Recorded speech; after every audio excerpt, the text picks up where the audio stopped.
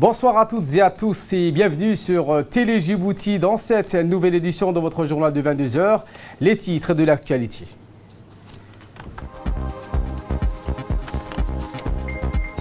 Le Premier ministre Abdelkader Kamil Mohamed a inauguré officiellement aujourd'hui une nouvelle branche de la CNSS exclusivement aux entreprises qui est implantée au cœur du quartier d'affaires de la place Lagarde. Et dans l'actualité internationale, le variant britannique continue de se répandre à travers le monde. Voilà pour le sommaire. Merci si vous nous rejoignez sur Télé Djibouti.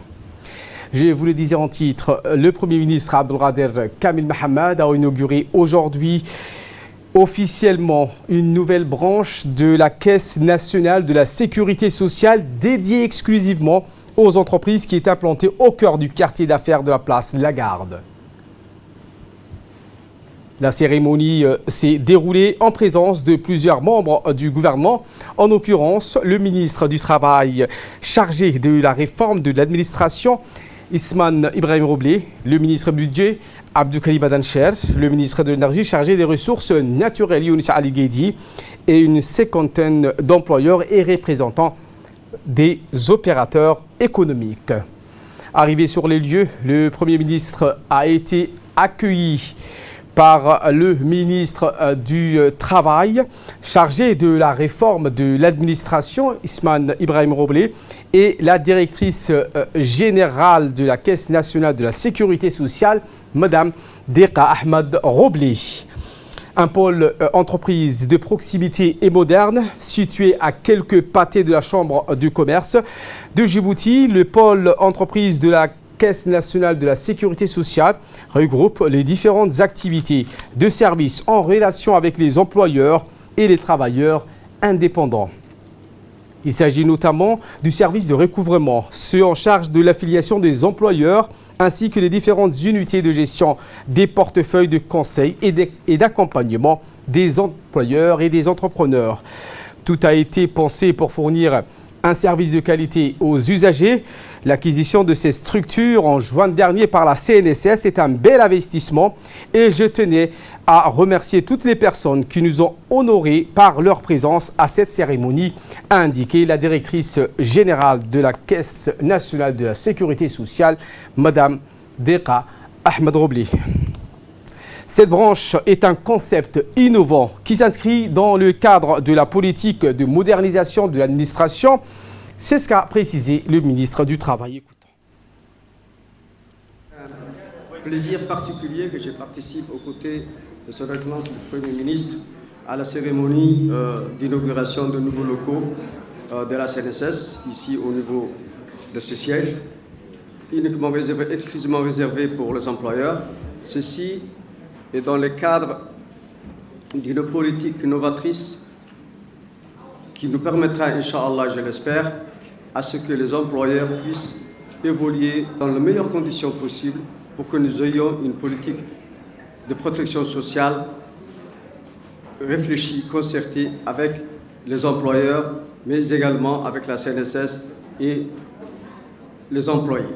Je voudrais dire ici que ce projet rentre dans le cadre de la modernisation des services et cette délocalisation, justement, concourt à faire en sorte que les employés, les employeurs soient ici dans les meilleures conditions possibles pour avoir les services voulus. Je voudrais donc dire, c'est le fait que les mots ne construisent pas les murs. Mais ce discours aujourd'hui a une résonance particulière parce que nous avons, vous avez vu, des locaux de grande classe qui vont peut-être nous permettre d'évoluer et d'aller de l'avant vers la seule mission que nous avons ensemble, c'est le bien-être social de la population de Djibouti. Et en ce sens, Inch'Allah, nous travaillerons ensemble. Et je vous remercie beaucoup. Autre actualité de ce 22h, le ministre des Affaires étrangères de la coopération internationale, porte-parole du gouvernement, Mahmoud Ali Youssouf, a effectué ce matin une visite de courtoisie à l'ambassade du Royaume d'Arabie Saoudite à Djibouti, où il a été reçu par l'ambassadeur gardien de lieu saint, M. Abdulaziz Ben Abdallah Al-Matar et ses plus proches collaborateurs. Au début de la visite, le chef de la diplomatie djiboutienne a signé le livre d'or de l'ambassade en appréciant la profondeur des relations fraternelles et de la coopération conjointe existant entre notre pays et le Royaume d'Arabie Saoudite. Après, le ministre Mahmoud Ali Youssouf s'est entretenu avec l'ambassadeur saoudien à Djibouti les moyens de renforcement des relations et de coopération bilatérale entre les deux pays frères. De son côté, le ministre des Affaires étrangères de la coopération internationale, également porte-parole du gouvernement, Mahmoud Ali Youssouf, a affirmé que cette visite s'inscrit dans le cadre de contacts permanents entre les deux pays. Écoutons. Je suis donc en visite à l'ambassade du Royaume d'Arabie Saoudite. J'ai été invité par l'ambassadeur. Mais c'est aussi l'occasion pour nous de discuter d'un certain nombre de sujets dans le cadre des relations bilatérales. Nous avons une très bonne coopération pour les projets de développement qui sont financés souvent par le Fonds saoudien. Nous avons également des discussions et des entretiens sur la situation qui prévaut dans la région, connaissant le rôle important du Royaume d'Arabie Saoudite dans cette région. Il était important que cette concertation et cette consultation permanente puissent avoir lieu. Et ça a été l'occasion pour moi ce matin avec l'ambassadeur Abdelaziz de faire le point un peu sur toutes ces questions. Et je tiens à les remercier parce que c'est un ambassadeur très dynamique qui essaye de faire avancer ces dossiers et qui n'hésite pas à retrousser les manches souvent pour faire en sorte que ces dossiers de coopération, que ce soit des dossiers de coopération bilatérale ou les questions régionales, soient vraiment au centre de ses intérêts et de son intérêt. Et nous sommes là pour continuer à travailler à la consolidation des relations entre la République de Djibouti et le Royaume d'Arabie Saoudite. L'actualité de ce 22h, c'est aussi cette inauguration d'un centre d'éveil destiné aux enfants de moins de 5 ans et leurs familles à Damirjoug, inauguré par la ministre de la Femme et de la Famille, Moumina Hamad Hassan, accompagnée du ministre de la Santé, Mohamed Ouarsama Diré, la secrétaire générale de l'Union nationale des femmes djiboutiennes, Fatouma Moussa Abdi, et le préfet d'Arta, Mohamed Cheikhou. Dans le cadre de la politique de développement de la petite enfance, ce programme Éveil enfant, appui aux familles et services de santé à partir d'un point d'accès central. Ceci dit, un facteur clé pour garantir des meilleures chances aux enfants et aux parents. Notons que le ministère projette de multiplier ce type de structure pour bénéficier d'un impact significatif dans la valorisation du capital humain. Intégré pour le développement holistique des enfants âgés de 18 ans de son Excellence Madame la Ministre dans le développement du programme intégré de la petite enfance. Les deux centres d'éveil qu'on va inaugurer pendant ces jours-ci, à Damerjog et l'autre à Bok, construits et équipés dans 2 régions de l'intérieur, donc le sud et le nord, avec l'appui de l'UNICEF, permettront d'assurer un paquet de services intégrés pour le développement holistique des enfants âgés de 18 mois à 5 ans dans les crèches et les garderies, en particulier pour les enfants issus des familles les plus vulnérables. Écoutons à présent la ministre de la Femme et de la Famille qui s'est exprimée également. Monsieur le ministre de la Santé et messieurs et mesdames les responsables de la région d'Arta, de vous remercier d'avoir pu participer avec nous à cet événement, l'inauguration d'un centre d'éveil et de développement de la petite enfance, première en République de Djibouti. Il y a de cela 1 an, avec mon collègue de l'Éducation nationale, nous avons mis la première pierre et voilà aujourd'hui que ce projet voit le jour. Cette structure s'inscrit dans la droite ligne de la politique du gouvernement de la République de Djibouti et en particulier du président de la République qui a, depuis son investiture et depuis qu'il a pris la charge et la responsabilité de gérer ce pays, de donner une place de choix à la petite enfance. Donc cette structure va permettre d'accueillir des enfants de quelques mois à moins de 5 ans. Elle va contribuer dans un premier temps à développer leur éveil, à suivre leur épanouissement et puis à les préparer pour une rentrée scolaire. C'est une garderie et une crèche dans une même structure. Ça va permettre aussi aux mères de pouvoir soit se former, soit exercer une activité génératrice de revenus, car comme nous le savons tous, ce qui empêche la mère de contribuer au développement économique ou de contribuer à son développement tout simplement, c'est le fait qu'elle reste à la maison à garder les enfants. Cette structure va lui permettre d'avoir un espace où elle pourra confier son enfant à des personnels qualifiés, formés.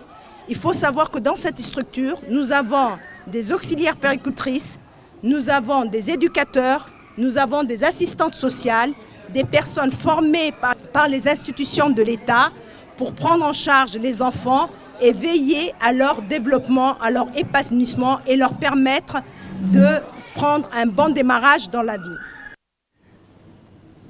Sous la présidence de la députée Kaltoum Farah Saïd, la commission de la législation de l'administration générale et des droits humains élargie à la commission pour le développement social et la projection de l'environnement s'est réunie aujourd'hui pour les projets de texte suivants. Un projet de loi numéro 103 de l'année 2020 de la 8e législature portant création et mise en place d'une direction de contrôle des occupations des espaces publics. Un deuxième projet de loi, le numéro 104 de l'année 2020 de la 8e législature portant transformation de l'Office national du tourisme de Djibouti et création de l'Agence nationale de tourisme. Cette séance s'est déroulée en présence du ministre de l'Urbanisme et de la ministre du Logement.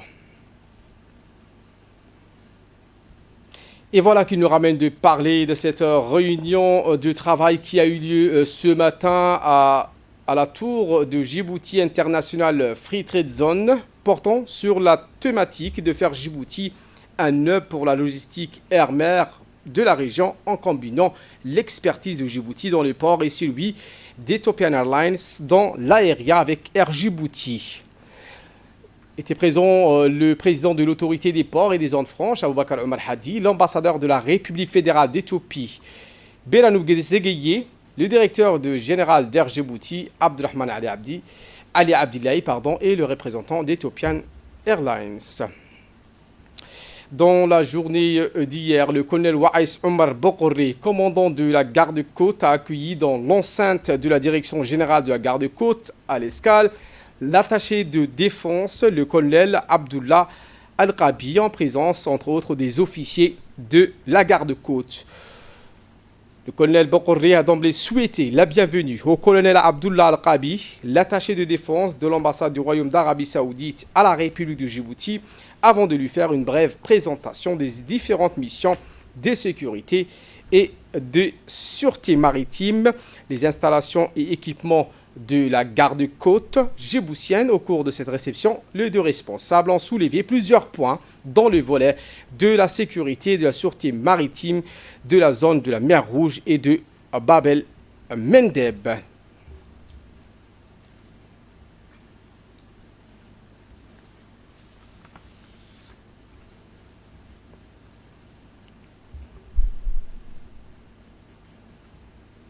L'actualité dans les régions de l'intérieur, deuxième journée de la Semaine nationale de l'action sociale, toujours dans le cadre de cette Semaine d'action sociale 2021, dans le thème « Et pour une population plus résiliente » a été lancée à Aléadé dans la région d'Ali-Chabié. Une délégation composée des secrétaires généraux du ministère des Affaires sociales et de solidarité et celui de la décentralisation, Mme Efrah Ali et M. Mohamed Issa Faraj, le directeur de la population Ahmed Omar Jama ainsi que le directeur des opérations du centre de l'entrepreneuriat fut accueilli par les autorités régionales de la ville d'Ali-Chabié, à savoir le préfet Moussa Danmigane ainsi que le président du conseil régional Omar Ahmed Waïs et les députés de la région. À leur arrivée, les festivités ont démarré avec la présentation des stands, des ouvrages socio-économiques réalisés par le ministère des Affaires sociales et des Solidarités à travers son agence d'exécution, l'ADDS, exposée dans l'enceinte du conseil régional. Ces réalisations portent entre autres sur l'accès aux services sociaux de base, à l'accès aux soins, la promotion de l'auto-employabilité des jeunes et des femmes, les infrastructures socio-économiques et équipements réalisés durant ces 10 dernières années. Écoutons à présent le directeur de la population. De participer avec vous au lancement de la Semaine nationale de la solidarité avec le ministère Affaires sociales et et l'ensemble des départements concernés. Mon département que je représente ici a de très bonnes relations de partenariat avec le ministère Affaires sociales, qui nous a permis de travailler avec eux dans le cadre de l'identification des personnes qui bénéficient des programmes sociaux. Donc cette relation est venue du souhait de notre ministère et du ministère des Affaires sociales de faciliter les gens qui habitent dans les zones reculées, qui ont des difficultés à accéder à l'identité, de pouvoir obtenir réellement leur droit d'avoir l'identité nationale. Et pour sa part, le secrétaire général du secrétariat d'État à la décentralisation, M. Faraj, a précisé qu'il a voulu mettre en exergue pour cette journée les avancées et les réalisations au sein des régions de l'intérieur. Voici ses propos.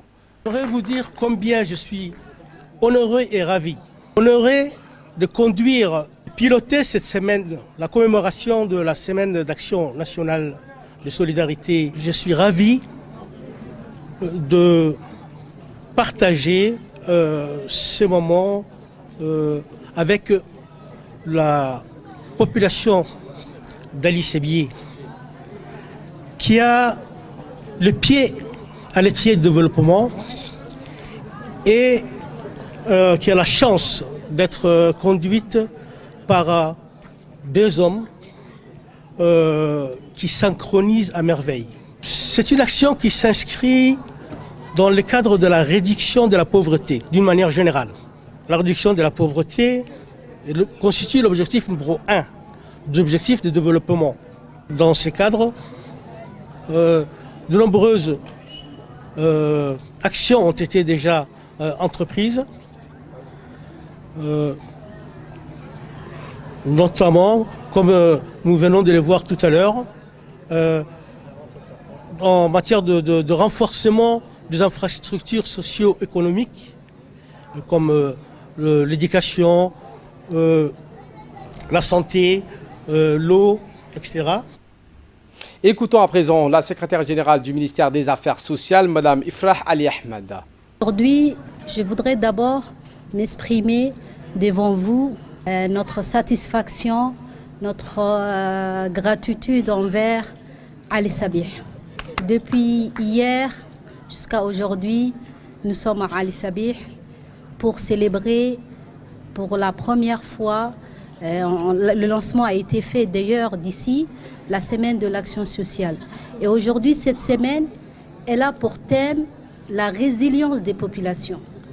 La résilience des populations, donc nous avons voulu montrer le reste de la population qu'à Ali Sabih, il y a des communautés résilientes. Il y a des communautés qui ont su faire leur propre développement et qui ont fait de leur volonté des choses miracles. Donc c'est pour ça que je vous dis merci les ACJ. Donc aujourd'hui, cette semaine, et particulièrement aujourd'hui, notre objectif a été de faire un état de lieu de ce qui a été fait, de ce que la région a pu réaliser, parce que le développement social n'est pas l'apanage seulement du ministère des Affaires sociales et de son agence, l'ADDS, mais c'est l'apanage de tous les acteurs. Vraiment, c'est ensemble que nous pouvons renforcer et construire ce développement au niveau des régions. Et de là, nous passons en nouvelles du monde. Joe Biden, 78 ans, a été investi 46e président des États-Unis. Quelques minutes après Kamala Harris, qui a prêté serment en tant que première femme vice-présidente. Donald Trump, quant à lui, s'est envolé pour la Floride sans assister à la cérémonie d'investiture. Un président s'en va, un autre arrive. Joe Biden a été investi 46e président des États-Unis. Je vous le disais en titre, en Allemagne, l'heure est au durcissement des mesures pour lutter contre la pandémie du Covid-19. Angela Merkel s'est entretenue avec les dirigeants des Länder et a opté pour un nouveau tour de vis avec des restrictions et un confinement prolongé jusqu'à mi-février pour enrayer la propagation du Covid-19 et de ses variants qui circulent sur le territoire. Le Royaume-Uni fait état d'un bilan inédit hier avec 1610 morts liés au Covid-19 sont à déplorer dans ce pays au cours des dernières 24 heures. Voilà pour l'essentiel de ce 22h. Merci à vous de nous avoir suivis et très bon suivi des programmes sur Télé Djibouti.